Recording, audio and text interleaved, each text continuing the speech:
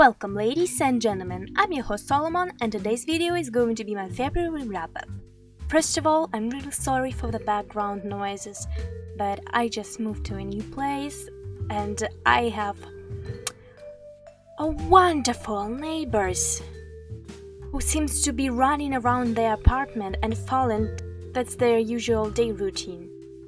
I swear to God, what the hell?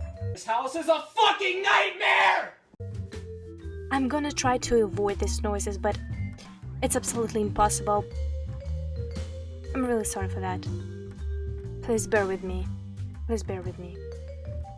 So that's my first wrap-up, so I'm kinda nervous about that. Unfortunately, I didn't finish a lot of book or anime this month, so it's gonna be pretty much small video, but I hope you'll find it enjoyable. First of all, character I'm drawing right now, it's Kiki and her cat Gigi from Kiki's Delivery Service. It's one of my favorite anime of all time, and also it's based on book series Kiki's Delivery Service, which I have absolutely zero plans to read in my entire life. Because through these books, Kiki grows up a lot. Like, she got kids and stuff, so she grows up a lot. And this movie is way too special for me, I can't ruin its vibes. So introduction was pretty quick, and let's get to the main part of the show, wrap-up. I'm gonna start with books. Let's start with the best book in February, and it's Odysseus by Homer. First of all, 10 out of 10, Game of the Year, gets all awards and prizes. If by any chance someone does not know, it's ancient Greek epic poem about guy named Odysseus who went a really long way home. That's the essence of this poem. Othello Odysseus, he comes back home to his island Ithaca after the Trojan War and meets a lot of perils on his way, due to the circumstance of him being a bitch. I swear it's a god. He caused the wrath of gods, Poseidon in particular. After he starts his journey to homeland, he makes a raid on a completely innocent people. Well, if you even can use this word in terms of anyone from back then. So, completely innocent people minding their business. He attacked them to get some profit and fails. Not gonna judge him obviously, different set of mind. But after that, he arrives at land of the Cyclops. Odysseus and his crew find a cave full of cheese and meat, and as we remember, they were starving due failed raid. So they find this cave, and it definitely does not look like some creepy horrifying monster slayer. His boys be like, okay Odysseus, we found food and wine, we got what we need, and now we should go. Oh, now we gotta go?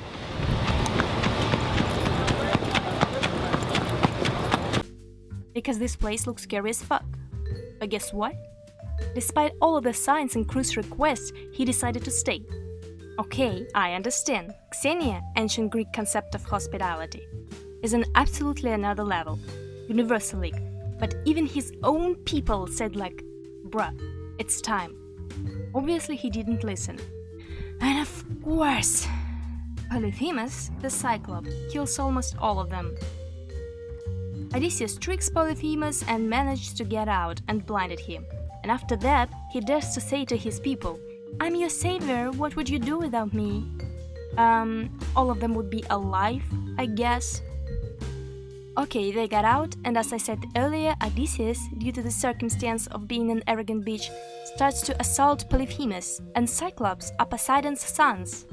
And what would you do in this situation if your father was a god? Right. My father will hear about this! And Poseidon curses him. And basically, because Odysseus has no self-control at all, eventually all of them died and he was roaming for 10 years, not being able to get home. All of that happened because of him. Also, we follow another one character in the story. Telemachus, Odysseus' son, is a young handsome man, about 20 years old. He's on Ithaca trying to protect his house and belongings from the suitors, about 100 of noble men who try to marry his mother Penelope, and having fun in the process. Also, one of the important characters is Athena, goddess of wisdom, handicraft and warfare. She helps Odysseus and Telemachus through all of their struggles. So that's basically it. Odysseus goes through a lot of challenges on his way home, using his brilliant mind and skill. Famous mythical monsters, wrath of gods, sorcerers cross his path, but he gracefully overcomes all of that. So, what I wanna say? Language. It's glorious. Obviously, I can't read it in original Greek, unfortunately and tragically, but even translation was out of this world. This poem is thin web of laces weaved with pearl, gold, and ocean breeze. The rhythm of hexameter feels like a waves that gently carry a ship through this wide sea of ancient Greek mythology and culture. It's absolutely a delight just to read it without even thinking about story, characters, all the symbols and stuff. Also, after this book, I have now so much interest in ancient Greek culture and authors, philosophers, literature, architecture. I wanted to dig into complicated family tree of ancient gods and mythical heroes. Although it's more like mycelium, not a tree. Well, I always did that, as we all usually do about something, like, yeah, that's cool and interesting, I would like to know some stuff, but, I didn't want to do much for that. But now, I'm loaded with desire to learn as much as possible about this great culture, and basically about every culture. It's so fascinating, I can't even think how much I can learn about stuff in this world. How many books I have to read to get even an infinitesimal amount of knowledge. This great book awoke a desire to learn in me, the laziest person on the entire planet. And that's saying something. In general, I truly believe that books we read, stuff we watch, people we meet, places we go or don't go, it all was meant to be. All in the right timing, Kind of fatalist. Not like the hardcore one, of course. But you got the point. And maybe Odyssey would not make such a huge impact on me if I read this not in this particular time of my life, but now it definitely did. There was actually a reason why I picked Odyssey now. I'm preparing for Ulysses by Joyce, and there's a specific kind of list of recommendations that might help you to understand it at least a little bit. Obviously it's not enough, but I really doubt that I'll be able to get a doctor's degree in philosophy, wide spectrum of English literature, and dramaturgy in a few months. Of course, I could just read Ulysses without any preparations, just to enjoy a book by itself, but what's the fun in that? It's way more interesting when you can notice all references and parallels, understand at least what author is talking about. Summarizing all the above mentioned, Odyssey, attributed to Homer, is a great book, really can recommend it to anyone, at least for the overall development. Had a great impact on me, inspired a lot. Totally gonna reread it after some time with more prepared background knowledge. 10 out of 10. The next books I'm gonna talk about is a fantasy series by Russian author Alexei Pekhov, Chronicles of Siala. The series includes 3 books and 1 short story, literally just a few pages. So, first of all, I really loved it, totally enjoyed it, although it's not my favorite series by Pekhov. My favorite is Strash, can translate it like guard. Unfortunately and tragically, this series does not have an English translation, and that's a shame, because exactly these books got me into this author, and that's why I'm reading most of his series now. So, back to Chronicles of Siala. This series has a translation, and obviously I was happy enough to read it in original, but I checked the translation briefly and some Goodreads reviews. And can I say, translation is not really correct in some terms? For example, name of a main character, Master Thief, is Garrett in original, but it was translated as Harold. Lord knows why. Was kinda confused about that. And I saw a lot of reviews saying that this series is such a basic fantasy trope with elves, orcs, battles, the great evil and stuff like that, and that's so boring, like, how you can even read it? But what can I say? Literally every trope now is basic. Nuances, that's what make it interesting. All was invented and created long ago. And it's more of a distinctive feature for a classical fantasy genre, not a trope. Excuse you. Also, I forgot to mention, I listened this book in audio formats, so I didn't physically read it. So there's 3 books, Shadow Prowler, Shadow Chaser, and Shadow Blizzard. A lot of shadows is going on here. This series is about Master Thief named Shadow Garrett. He lives in a good city of Avendum, robs rich moneybags, and just chilling in general. When his informant betrays him, And now Garrett has a pretty much simple choice: go to prison or make a contract with the king. As a smart guy, he makes a deal, and now he has to join the group of soldiers. Humans, elves, dwarves, and goblin. By the way, this goblin is the most annoying little shit ever. But later about it. So he joins to our fantasy group and he has to get the Rainbow Horn, an ancient magical artifact from the catacombs of Hrat's Spine. This artifact is the only thing that can keep the Nameless One trapped. It's obviously one of the bad guys here. And we're gonna follow them through their dangerous journey. All sorts of battles, assassins, bad guys, minions, wizards, demons, forests, fields, rivers, and basically all that every road fantasy with self-respect should have awaits us in this series. Also, Garrett is the chosen one, of course. According to the Goblin's prophecies, he's the golden boy, the dancer, one of the creators of worlds.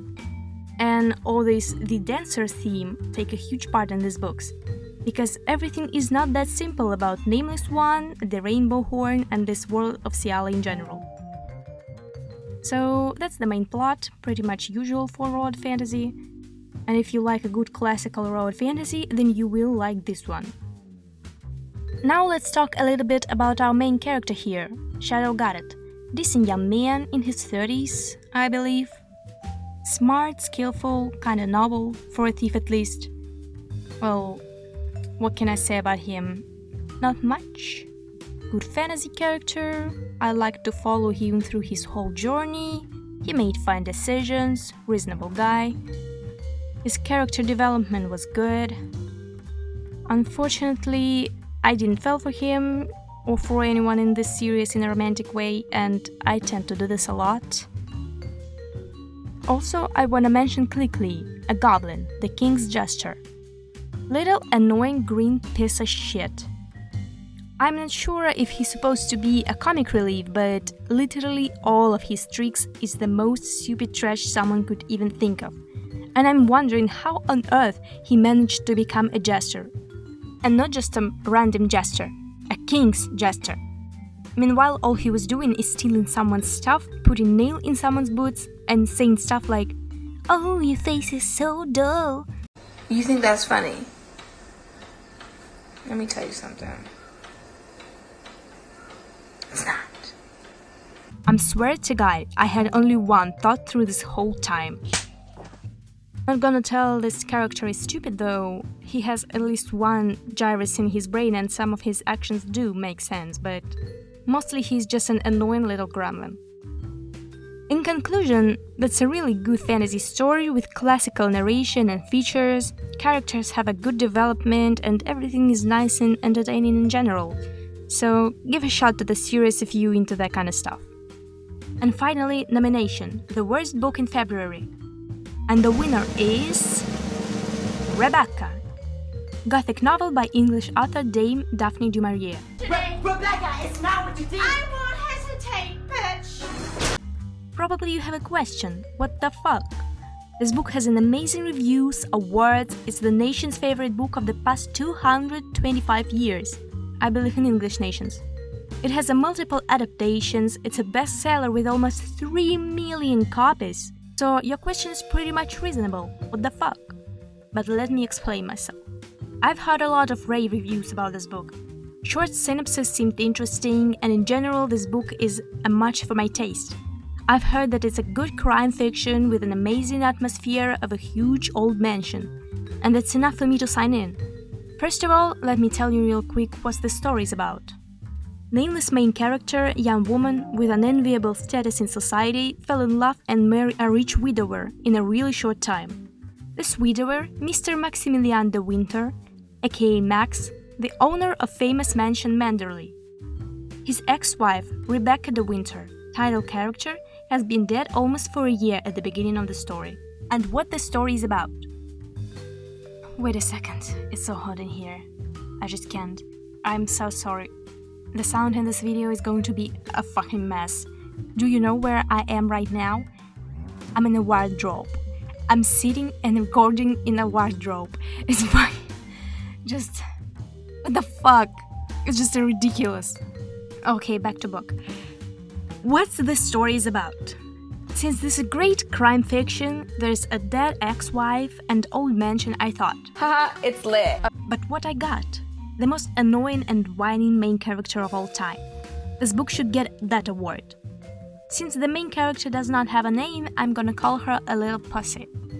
I'm swear to God, I've never read a book with main character who's whining that much. She's so insecure about everything. I thought I'm an insecure person. I thought I worry way too much about what people think about me or my actions.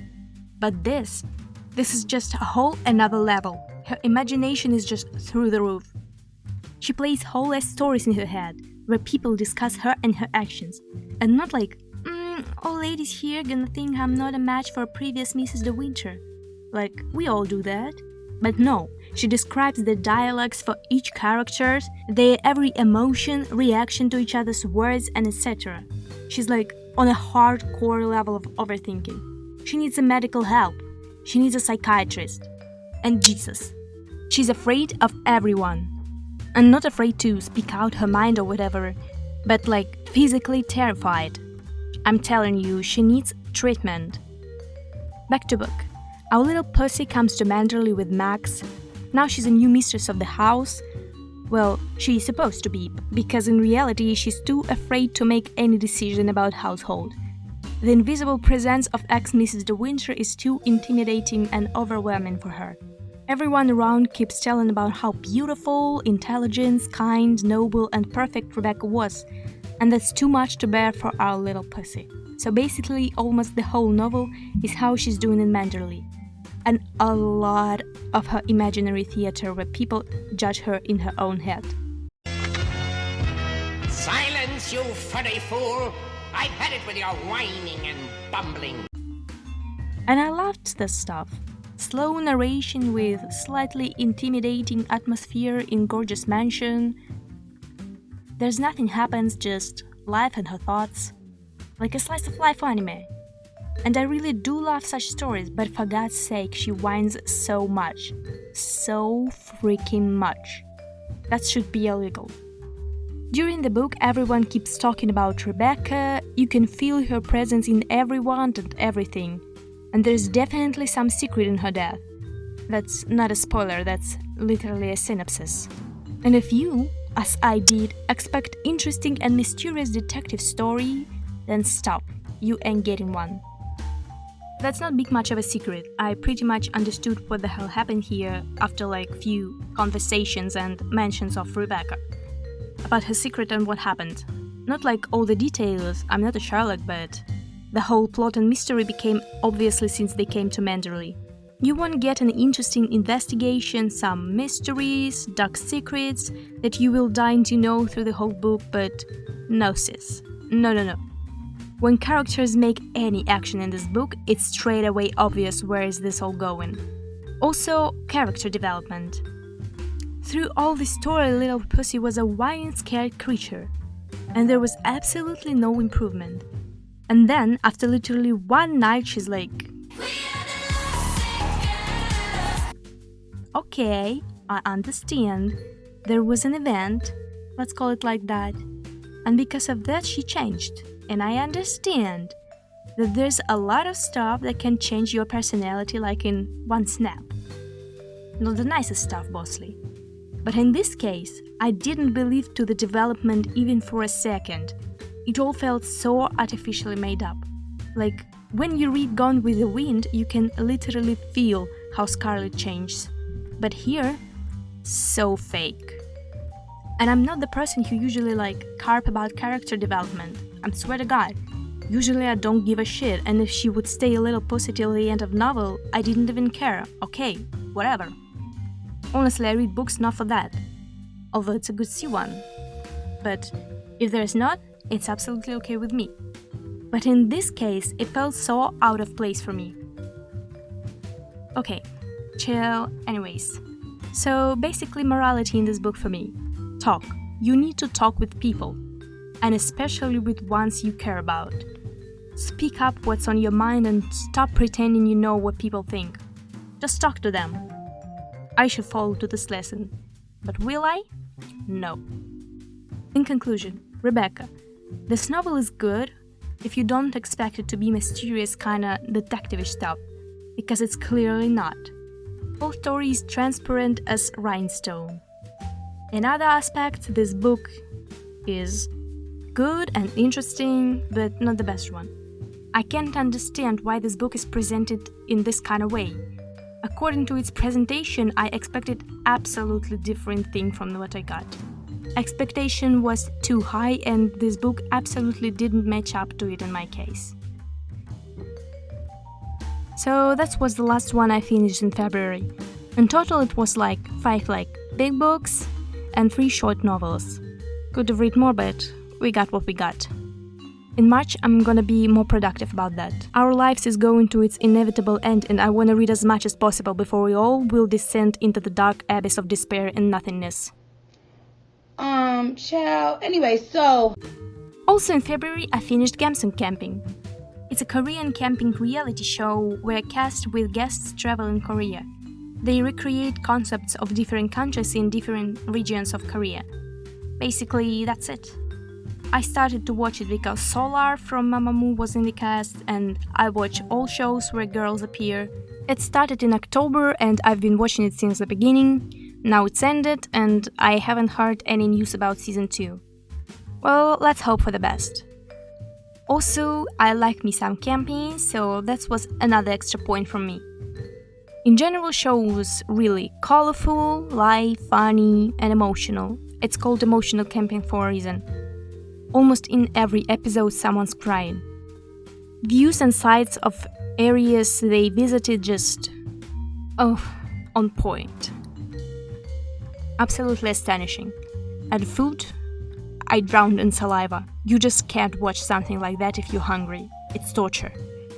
Every girl in cast were extremely nice and sweet and funny. Also, Park Narai was one of the main hosts, and after the show I like her even more now.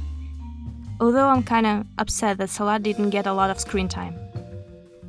Well, in general, really sweet, fun and entertaining show with an amazing shots and food. I would recommend to watch it if you wanna relax and feel the vibe of camping. Our next stop is Anime Town. Let's talk a little bit about anime. Didn't finish a lot this time, everything's still in process. Gintama, the semi-final, was the biggest I finished this month. It's 2 special episodes, like prequel to the last movie which is about to come out this year, and I suppose it's gonna be the last one this time. Although you can't say for sure if it's Gintama, they always trick us about being the last season or movie. Let's hope they trick us this time too. This special's about how our characters reunited after the events in last season.